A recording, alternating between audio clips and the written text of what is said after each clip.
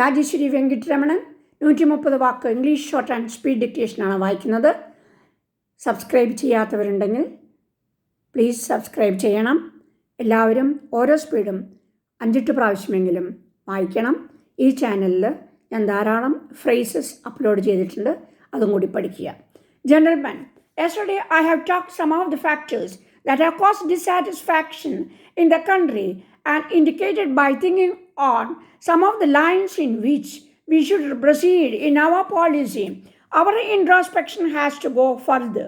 We have to review the entire work done by various governments and find out why and where we have failed and why there is dissatisfaction among the people, whether our administrative machinery, which we have inherited from practically a police raj, can function effectively in a government which is essentially a welfare state wedded to democratic socialism, and what changes in procedures and setup are necessary in the light of our 20 years experience, whether the administrative machinery is not top heavy and cumbersome, whether there is not too much a delay and indifference, and how they can be avoided and a better machinery provided. We have also to find out in what ways we can secure more effective and positive involvement of our people in the task of economic development. These are matters we should call our earnest consideration, and if found necessary, changes should be effected as are found desirable boldly and without hesitation. I hope the Administrative Reforms Commission will give us guidance in this matter, but we also, as an organization, have to consider these questions, and we shall see that we do so.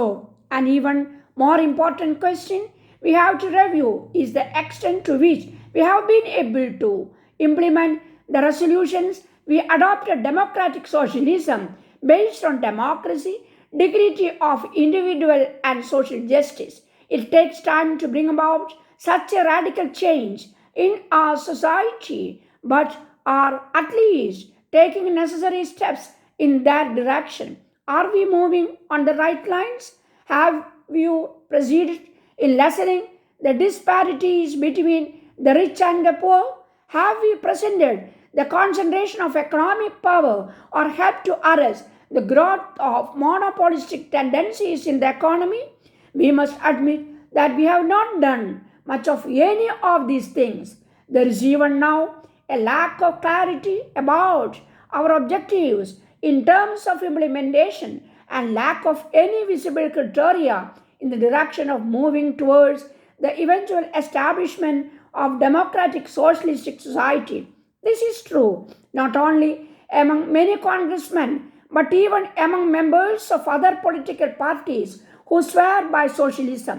Divergent views are expressed in our ranks even at high level regarding state raiding, nationalization or socialization of banks, private and public enterprises in industry, etc. I am not surprised, as ours is an expanding economy and views may differ, but the aim has to be kept in view that economic levels of the citizens should improve, resulting in leading a fuller, richer and better life, in removal of disparities in incomes, prevention of concentration of wealth, in decentralization of means of production as far as possible, and of power. The 10-point program adopted by the All India Congress Committee gives us a program of action to implement these political, social and economic objectives. Enlightened and informed cooperation of people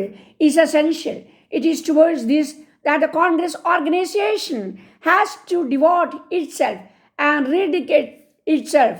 The organization has also to keep itself in continuous touch with the Congress governments both at the center and the states to watch the progress and stimulate implementation.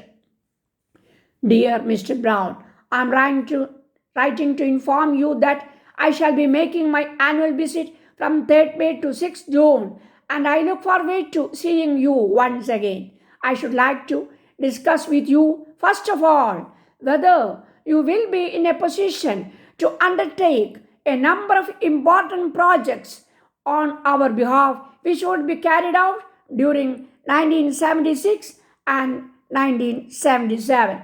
Further details of these schemes will be forwarded to you within the next few weeks to enable you to study them closely before my visit.